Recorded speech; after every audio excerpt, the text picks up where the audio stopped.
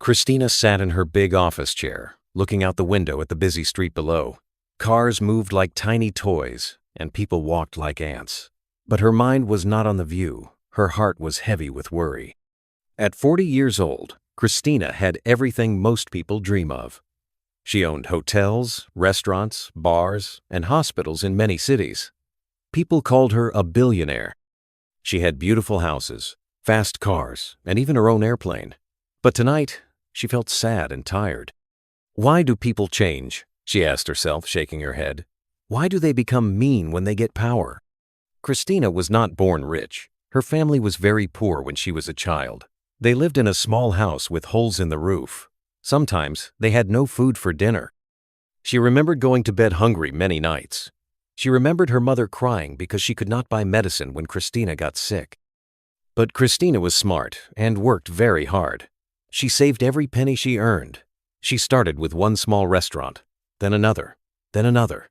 Year after year, she built her business. She never forgot where she came from. She never forgot what it felt like to be poor and hungry.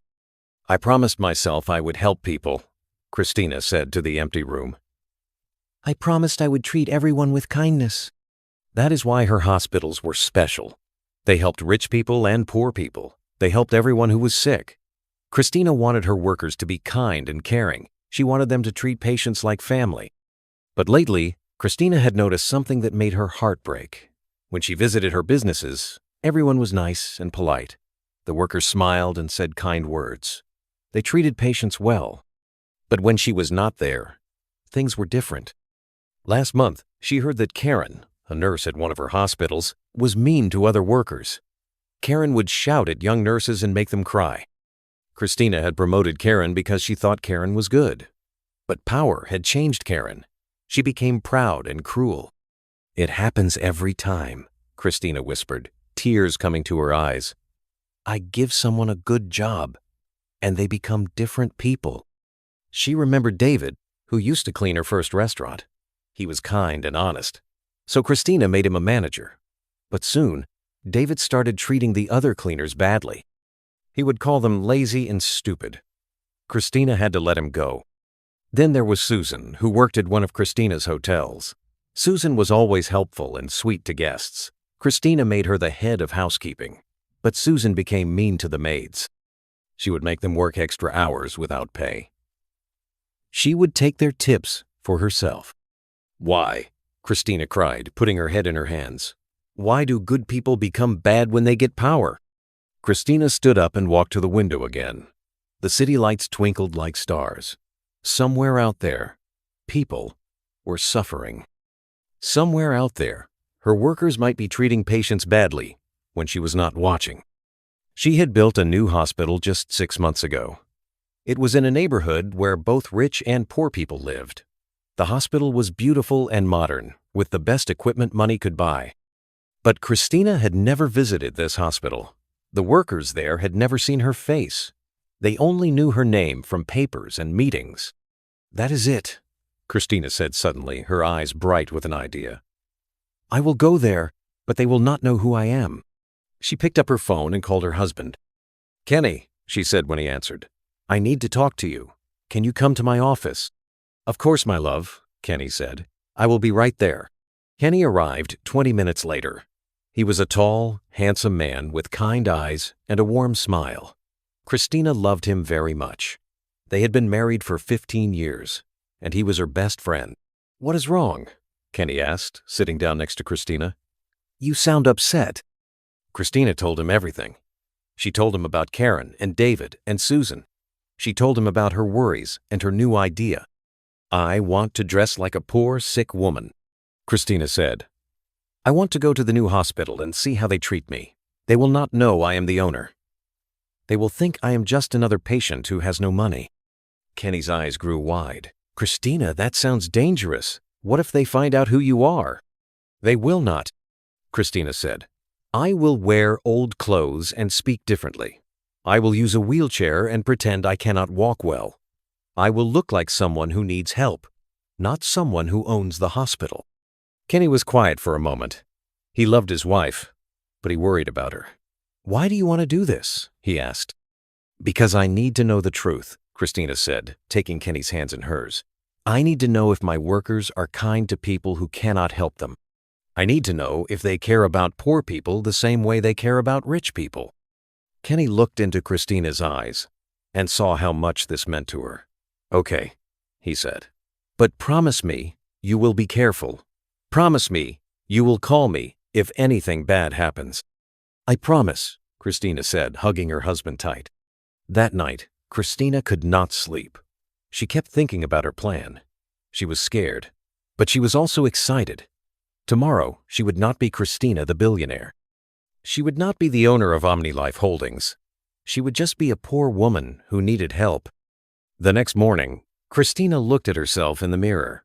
She had put on old, torn clothes that she had bought from a thrift store. Her shoes had holes in them. She wore an old hat that covered most of her hair. She had not put on makeup, and she had rubbed dirt on her hands and face. Perfect, she said to her reflection. No one will recognize me now. Christina drove to the hospital in an old car she had borrowed from one of her gardeners.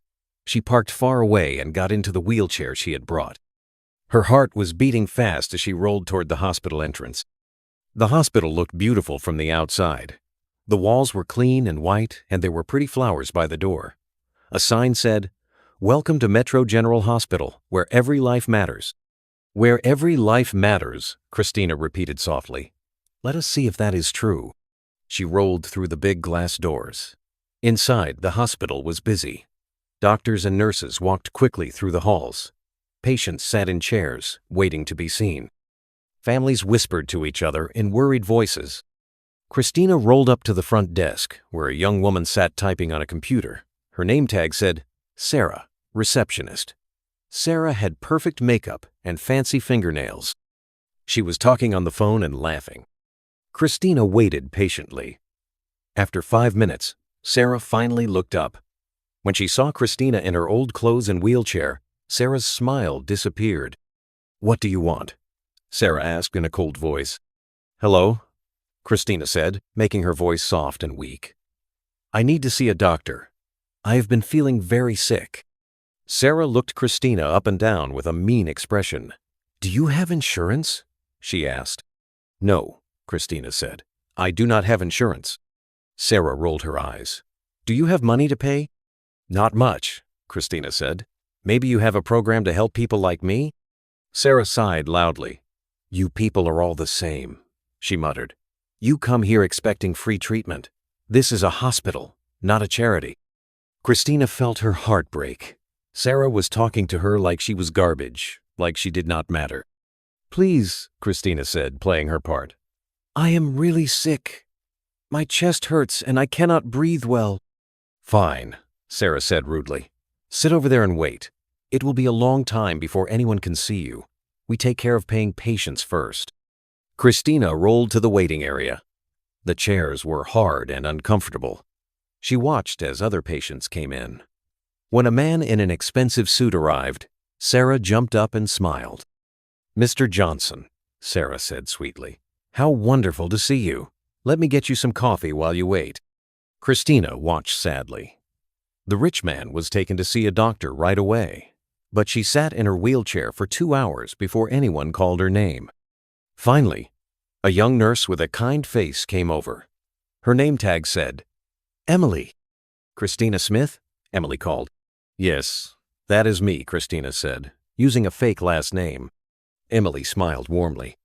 I am sorry you had to wait so long. Let me take you to see the doctor now. As Emily pushed Christina's wheelchair down the hall, she talked in a gentle voice. How are you feeling today? Emily asked. Not good, Christina said. My chest hurts and I get dizzy. Do not worry, Emily said kindly. Dr. Evans is very good. He will take care of you. Christina felt a spark of hope. Emily was different from Sarah. Emily was kind and caring, just like Christina wanted all her workers to be. In the examination room, Christina met Dr. Evans. He was a middle-aged man with gray hair and a gentle smile. Hello, Miss Smith, Dr. Evans said, shaking Christina's hand. Tell me what has been bothering you. Christina described her fake symptoms, and Dr. Evans listened carefully. He asked good questions and seemed to really care about her answers. He did not treat her badly because of her old clothes or lack of money. "I think we should do some tests," Dr. Evans said. "I want to make sure your heart is okay." "But I do not have much money," Christina said. Dr. Evans smiled. "Do not worry about that now. We have programs to help people who need it. The most important thing is taking care of your health." Christina felt tears in her eyes. Dr. Evans was exactly the kind of doctor she hoped to have in her hospital. But as the day went on, Christina saw other workers who were not so kind. She heard a nurse named Rachel complaining loudly about charity cases. She saw a security guard named John being mean to a homeless man who just wanted to get warm. This is just the beginning, Christina thought as Emily helped her fill out forms. I need to see more. I need to understand what really happens here when no one is watching. As Christina left the hospital that evening, she felt both hopeful and worried. She had met some wonderful people like Emily and Dr. Evans, but she had also seen cruelty and prejudice. 3 months, she said to herself. I will come back for 3 months. I will learn everything I need to know. Christina did not know yet how much her heart would break in the coming weeks. She did not know that she would see good people suffer and bad people prosper. She did not know that her biggest test was yet to come. But she was determined to find the truth, no matter how much it hurt. Her hospital would be a place of kindness, or she would change everything to make it so. The disguise was just the beginning. The real test was about to start.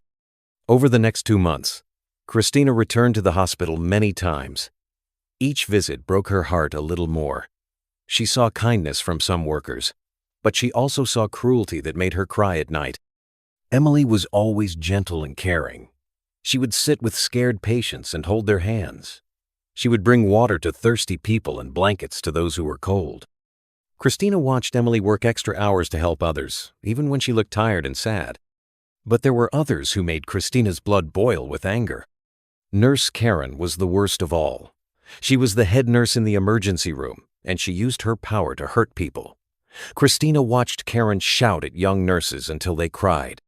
She saw Karen roll her eyes when poor patients asked for help. Karen was everything Christina hated about bullies.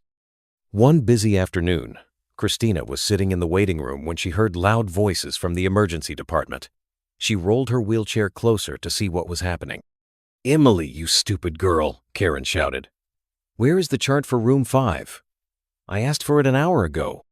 Emily looked up from helping a patient, her face pale with exhaustion. "I'm sorry, Nurse Karen. I was with Mrs. Lopez. She was having trouble breathing, and I do not care about your excuses," Karen screamed, loud enough for everyone to hear. "You are supposed to follow my orders, not play nurse to every whining patient." Christina saw Emily's lips start to shake, but the young nurse tried to stay strong. "I will get the chart right now," Emily said quietly. "You better," Karen hissed. "And next time, remember that I am in charge here. If you cannot keep up, maybe you should find another job." Christina gripped the arms of her wheelchair so tight her knuckles turned white. She wanted to roll over and tell Karen exactly what she thought of her, but she forced herself to stay quiet and watch. Later that day, Christina learned something that broke her heart even more. She was pretending to rest in a corner when she heard Emily talking quietly on her phone. "Mom, I know you need me," Emily whispered, tears running down her cheeks. "But I cannot leave work right now. Karen will fire me if I miss any more time." Christina leaned closer to listen. "The cancer treatments are so expensive," Emily continued, her voice breaking. "If I lose this job, we cannot pay for your medicine. Please, Mom, just hold on a little longer. I will be there as soon as I can." Emily hung up the phone and put her head in her hands. She cried silently, trying not to let anyone see her pain. Christina felt like someone had stabbed her in the heart. Emily was working so hard to save her dying mother, and Karen was making her life hell. This sweet, caring nurse was suffering, and no one was helping her. The next week, things got even worse. Christina was having fake tests done when she heard Karen yelling again. This time, she was screaming at Emily in front of patients and other staff. "Emily, you worthless fool," Karen shouted. "You gave the wrong medicine to room 3. Are you trying to kill someone?" Emily's face went white with fear. "But the doctor changed the order," Emily said, her voice shaking. "I followed exactly what he wrote." "Do not blame the doctor for your mistakes," Karen roared. You are incompetent. You should not be working with sick people. Please, Emily begged, tears streaming down her face. I checked the order 3 times. I know I did it right. Shut up, Karen yelled. I am tired of your crying and your excuses. One more mistake, and you are gone forever. Emily ran to a small supply closet and closed the door. Christina could hear her sobbing through the thin walls. The sound was like a knife twisting in Christina's chest. Christina rolled her wheelchair to the closet door and knocked softly. Emily, are you okay? The door opened a crack, and Emily's red, swollen eyes appeared. I am fine, Emily lied, wiping her nose. No, you are not, Christina said gently. Come sit with me for a minute. Emily looked around nervously, then stepped out of the closet. They sat together in a quiet corner. She hates me, Emily whispered. Karen hates me, and I do not know why. I try so hard to do everything right, but she always finds something to yell about. You are a good nurse, Christina said, her heart aching for this sweet girl. I have watched you. You care more about patients than anyone else here. Emily started crying again. My mother is dying, she sobbed. She has cancer, and the treatments cost so much money. I work double shifts to pay for her medicine, but I am so tired all the time. And Karen, she makes everything worse. Have you told anyone about what Karen does to you? Christina asked. Emily shook her head. Who would believe me? Karen has been here for years. She knows all the doctors. I'm just a young nurse. They would fire me and keep her. Christina wanted to scream. She wanted to tell Emily that she was the owner, that she could fire Karen right now. But she had to stay in disguise a little longer. She had to see how bad things really were. Over the next few weeks, Christina watched Karen destroy Emily piece by piece. She saw Karen make Emily work through her lunch breaks. She heard Karen call Emily stupid and useless in front of patients. She watched Karen give Emily all the hardest jobs while letting her favorite nurses do easy work. One day, Emily came to work with red eyes and a sad face. My mother died last night, Emily told Aisha, another nurse who was her friend. Christina's heart broke into a million pieces. She wanted to hug Emily and tell her everything would be okay. But Karen had no mercy. Emily, Karen shouted across the room, I do not care about your personal problems. We have work to do. Stop moping around and get busy. Emily bit her lip to stop from crying and went back to work. She spent the whole day taking care of sick people while her own heart was breaking. That night, Christina sat in her car outside the hospital and cried until she could not cry anymore. She thought about Emily, who had lost her mother but still came to work to help others. She thought about Karen, who was so cruel and heartless. I cannot watch this anymore, Christina said to herself. I have seen enough. Tomorrow, I will end this. Christina drove home and found Kenny waiting for her. How was today? He asked, then saw her face. What happened? Christina collapsed into his arms and told him everything. She told him about Emily's mother dying and Karen being cruel. She told him about all the mean things she had seen. I have to stop this, Christina cried. These are supposed to be my employees. This is supposed to be my hospital. But it has become a place where good people suffer and bad people have all the power. Kenny held his wife tight. Then fix it, he said. You have the power to make it right. Do not let them hurt anyone else. Christina wiped her tears and nodded. Tomorrow, I will tell them who I really am. Tomorrow, everything changes. That night, Christina planned exactly what she would do. She would call a meeting of all the hospital staff. She would reveal her true identity. And she would make sure that people like Karen never hurt anyone again. She thought about Emily, crying alone after her mother's death. She thought about all the patients who had been treated badly because they were poor. She thought about the good workers who were afraid to speak up because they might lose their jobs. No more, Christina whispered in the dark. Tomorrow, justice comes to my hospital. The next morning, Christina arrived at the hospital for the last time in her disguise. Her heart was pounding as she rolled through the front doors. Today, everything would change. She went to Sarah at the reception desk. Sarah barely looked up from her computer. What do you want? Sarah asked rudely, just like always. Christina reached into her bag and pulled out her identification card. She placed it on the desk in front of Sarah. "I need you to call an emergency meeting," Christina said in her normal voice, not the weak voice she had been using. "I need every employee in the main conference room in 30 minutes. Sarah glanced at the ID card, and her face went white as snow. Her mouth fell open as she read the name. Christina Kenny, owner, Omni Life Holdings. But you are," Sarah stammered, pointing at the wheelchair. "I am the owner of this hospital," Christina said clearly, "and you are going to call that meeting right now." Sarah's hands were shaking as she picked up the phone and made the announcement. "All staff report to the main conference room immediately. All staff to the main conference room." Within 30 minutes, the conference room was packed. Doctors, nurses, cleaners, security guards, and office workers filled every seat. They whispered to each other, wondering what was happening. Christina sat in her wheelchair at the front of the room, still wearing her old clothes and hat.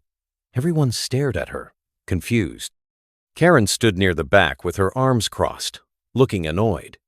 "Why are we wasting time with this homeless woman?" she muttered to another nurse. Emily sat quietly in the middle, her eyes still red from crying about her mother. Christina took a deep breath and stood up from her wheelchair. Gasps filled the room as people saw her walk normally. Then she removed her old hat, letting her beautiful hair fall down. She took off her worn-out jacket, revealing a nice dress underneath. "My name is Christina Kenny," she announced in a strong, clear voice. "I am the owner of Omni Life Holdings and this hospital." The room exploded with shocked voices. People turned to each other with wide eyes and open mouths. Some workers looked terrified. Others looked confused. "That is impossible," Dr. Richard Lee shouted from the front row. "Christina Kenny is a billionaire. She would never dress like that." Christina smiled and pulled out her identification, her business cards, and official documents. She passed them around the room. As people read them, their faces changed from disbelief to shock to fear. "For 3 months," Christina continued, "I have been coming to this hospital as a patient. I pretended to be poor and disabled. I wanted to see how you treat people when you think no one important is watching." The room became silent. You could hear a pin drop. "What I have seen has broken my heart," Christina said, her voice getting stronger. "I have seen kindness from some of you, but I have also seen cruelty that makes me sick to my stomach." Christina's eyes found Karen in the crowd. Karen's face had turned pale, and she was starting to sweat. "I've watched some of you treat patients like garbage because they do not have money. I have seen you bully your coworkers and make them cry. I have seen you forget that this hospital is supposed to be a place of healing and hope." Christina walked closer to where Emily was sitting. Emily looked up with confusion and fear in her eyes. "I have also seen angels," Christina said softly, looking right at Emily. "I have seen nurses who work extra hours to help patients. I have seen people who give their hearts to this job, even when others treat them badly." Emily's eyes filled with tears as she began to understand. "Emily," Christina said gently, "you lost your mother this week, but you still came to work to help others. You have been bullied and mistreated, but you never stopped being kind. You are what this hospital should be about." Emily began to cry, but this time they were tears of relief and gratitude. Christina turned back to face the whole room. "But some of you have forgotten why we are here. You have used your positions to hurt people instead of help them. That ends today." She pulled out a piece of paper and began to read names. "Karen Williams, head nurse, you are fired." Karen's mouth fell open. "You cannot do this to me," she screamed. "I have worked here for years. You cannot fire me because of some stupid test." "I am not firing you because of a test," Christina said calmly. "I am firing you because you are a bully. I watched you make Emily cry every day. I heard you call patients names. I saw you abuse your power to hurt people who could not fight back." "This is not fair," Karen shouted, her face red with anger. "I will sue you. I will." "You will leave now," Christina interrupted. "Security will escort you out. Sarah Thompson, receptionist, you are fired." Sarah burst into tears. "Please," she begged. "I have bills to pay. I need this job."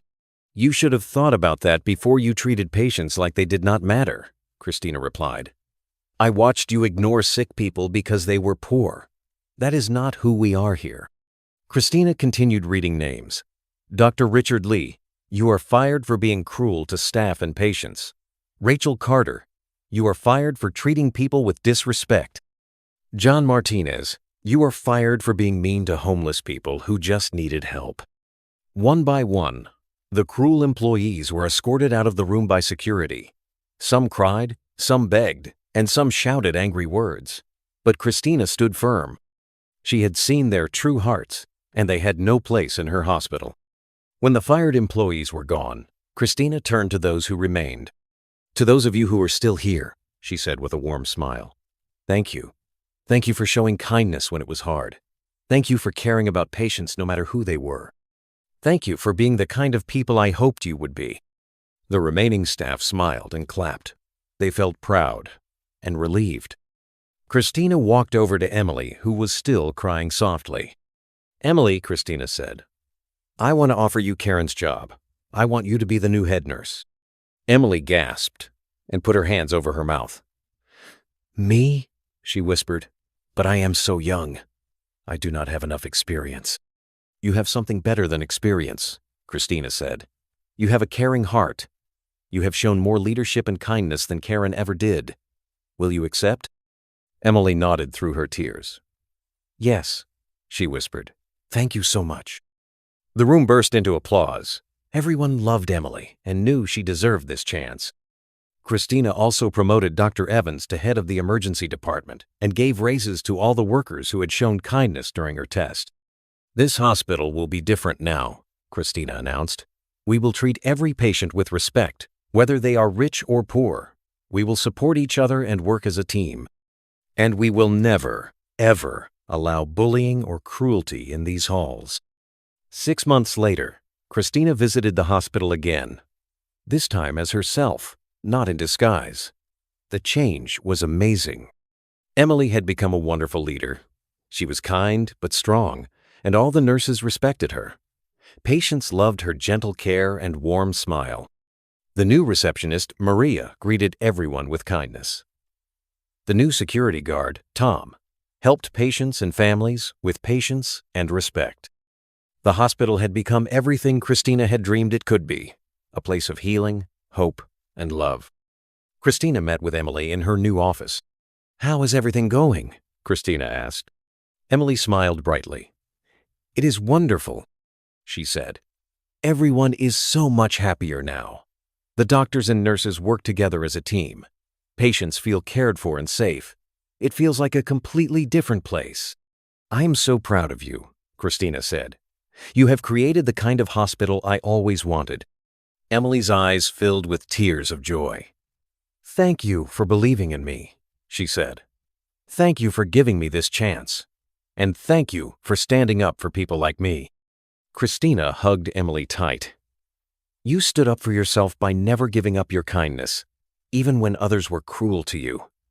That took more courage than anything I did." As Christina left the hospital that day, she felt peace in her heart. She had learned that her disguise had shown her the truth about people's hearts. Some people were kind and good, no matter what. Others became cruel when they thought no one was watching. But the most important lesson was that kindness always wins in the end. Good people like Emily might suffer for a while, but if you give them a chance, they will make the world a better place. Christina went on to use this same method in her other businesses. She would disguise herself and watch how her employees really behaved. She promoted the kind ones and fired the cruel ones. All of her companies became known for treating people well. Customers loved coming to her businesses, and employees loved working for her. And Emily? She became one of the most respected nurses in the city. She never forgot what it felt like to be bullied, so she always stood up for others who were being treated badly. The hospital became a place where every life truly did matter, just like the sign on the front door promised. Christina had learned that the best way to build a good business was not to watch from far away, but to walk in the shoes of those who needed help the most. When you understand what it feels like to be powerless, you can use your power to lift others up. And that, Christina knew, was what being truly successful really meant. Dear viewers, thank you for watching this powerful story about compassion, leadership, and the courage to stand up for what's right. It reminds us that true success isn't measured by wealth or power, but by how we treat others, especially when no one is watching. Let's take this lesson to heart and make a difference in our own lives and communities. If this story inspired you, please give it a thumbs up, share it with someone who needs to hear it, and subscribe for more stories that uplift and motivate. Leave a comment below. Tell us how you plan to spread kindness in your world. Together, we can create a ripple effect of positive change. See you in the next video. And don't forget, at Virtuous Stories, we love